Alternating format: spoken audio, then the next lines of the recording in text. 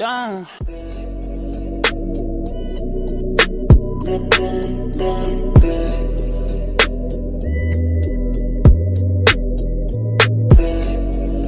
Back to my channel. So today I'm going to be talking about smile lines, and the reason why I decided to do this video is because I suffer from extreme smile lines when I do my makeup, and it really discourages me and it makes me feel like I'm not a good makeup artist because like within like 10 minutes like I start creasing. I don't know if you guys can see me because of the glare from the glasses. Like I start creasing, and it's just something that's really been bothering me for a long time, and I literally went to my dermatologist and asked him like, can I get Botox to remove the lines and just like make the skin more smooth, and he was like, you're young. Like I'm 20 now, but I went when I was 19, and he was like,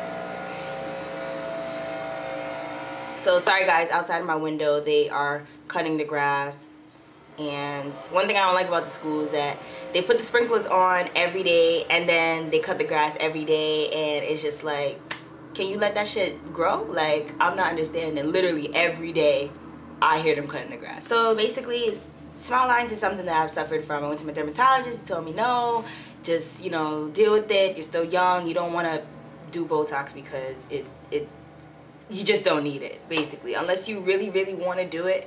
And my doctor, my dermatologist is really caring. He's like, you know, like, I look at you, like, as my daughter, like, you shouldn't be doing Botox, you know what I mean? I just Googled and YouTubed some remedies in order to prevent my smile lines, and I tried one of them today, and I was really excited, and I was like, you know, I'm going to do a video and share this with you guys, because I know for sure there are people out there that do suffer from this as well, and it's annoying. Like, your selfies are not gonna be on fleek because every second you're gonna be checking your face, and it's gonna be like you're gonna have these crease lines, and it's not cute. Alright, so one of my favorite YouTubers, Jackie Aina, has made a video about this in the past, so I referenced some of the ideas from her video, but I just want to share with you guys just from my point of view.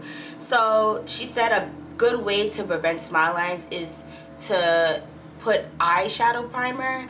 Now today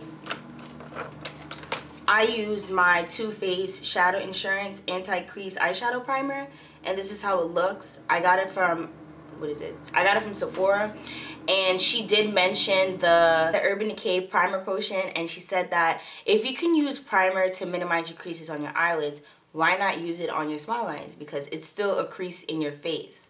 So I thought it was a really good idea, and I tried it out today, and it really worked.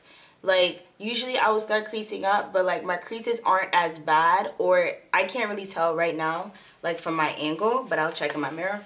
And I'm doing pretty well. Like, my creases are usually really bad, really obvious. Literally, it looks like I'm 80 years old. No offense to older women out there, but like my skin creases really bad.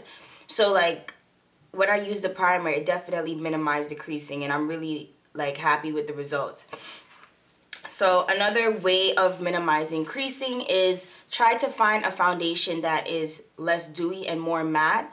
And this might not be good for dry skin, but if you have dewy skin, you might want to look for a foundation that has a dry matte finish, just because foundation, just like your face, your skin, it moves. So you don't want to have foundation that's dewy because it's more likely to move around on your face, and you kind of want it to stay put. So the creasing gets created once you smile, so that's a movement of the face. So you want something that actually stays in place so that you can look fleeky. Another big thing that I just recently got into is setting your foundation, and there's a difference from setting it and baking. Baking is setting it, but it's more dramatic as opposed to just setting it with a powder that's your complexion.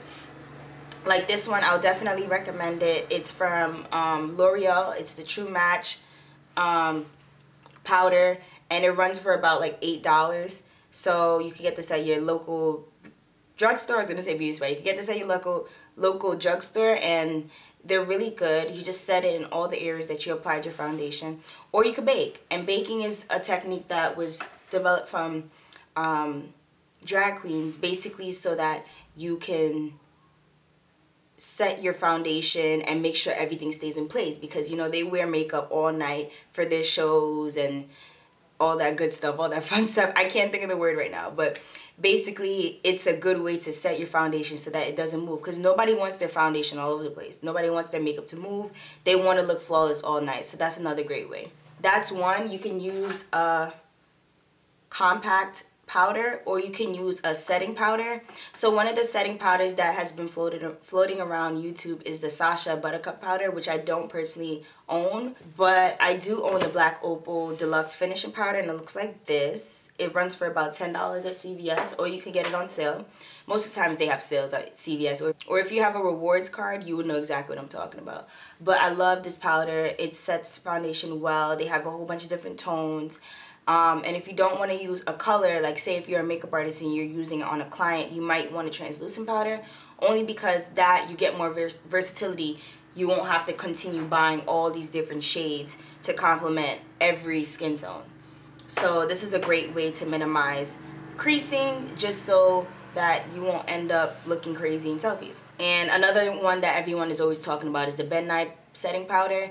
It's really popular. It's more expensive, but it just depends on your price range. The Sacha Buttercup setting powder is like $20, and this one, the Black Opal one, is $10, and the Midnight one is probably like $20 as well, $25. I can't remember the exact price, but it's a little bit more expensive, and it's considered a luxury powder.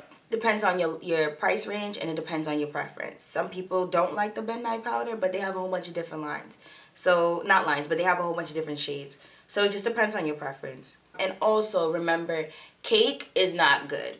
I don't know why, like, everyone is always talking about, oh, I want to be cake face. Like, cake face is not a good thing. Like, being beat is different from being cake face. Like, cake face is when you wear way too much foundation or way too much makeup and it looks cakey. Like, that's not a good term. Don't know why that's even, like, said, like, cake face. Like, that's not...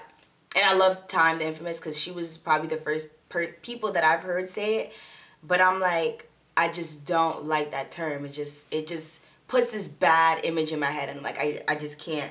So less product is always the best way to go, because the more product you pile up in a specific area, it would definitely build up, and then once you smile, it would just cake up, and it just doesn't look as presentable. So definitely applying less product in this specific area where you crease. Even if you crease on your forehead, because I tend to do that as well. If you crease in particular areas a lot and you don't blend it out the right way to even it out, it would definitely start to cake up. So less product. The most important thing is to accept the fact that your makeup will move. Your makeup will alter throughout the day. It's not going to stay the same. I mean, just depending on if you use a primer, if you use a setting powder, if you use a setting spray, you just have to accept the fact that if you have creasing, it's gonna come up eventually. Like, your makeup is not gonna hide every single last flaw that you have in life. Like, eventually it's gonna come out. So like, if you have smile lines, most likely you can use these things to prevent it, but it could still most likely pop up eventually. Like, I've accepted the fact, so I know later on in the day I might start to crease. You could just use your beauty blender and just dab it in that area and just pat it down. Always bring a compact mirror with you, especially if you're wearing makeup. You should never leave the house without it.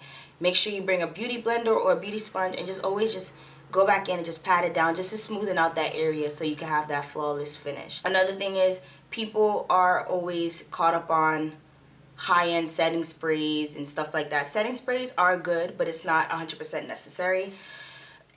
There are days that I forget to put on setting spray, but it is a good way to set your face. But if you set your face with a powder, a setting spray isn't 100% necessary, but it is fun just spraying your face with a whole bunch of Fix Plus.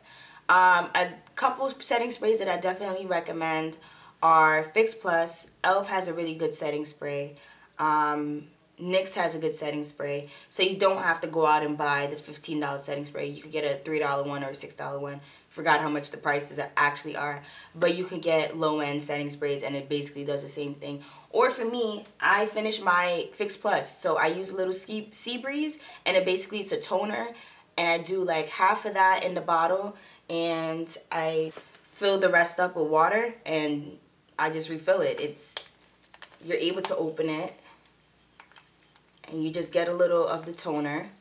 I don't have it here with me right now, but you could get a little bit of a toner. It's called Sea Breeze. You get it at your local drugstore, and you just put half of it and then you put the rest with water, and it sets your makeup pretty well. I hope you guys learned something from this video. Make sure to like, comment, subscribe, and let me know what you think below. I hope this really helped. But it definitely helped me, especially with the primer. Applying eyeshadow primer definitely helped. It's one of the best solutions that I've seen thus far, honestly. Because I've set my foundation or my concealer with setting sprays by itself and I was still creased. So I feel like the primer, because it's a base, it helps it to set way better. So yeah guys, that's about it for this video. Make sure to like, comment, subscribe, and I hope to see you guys in my next video. Bye!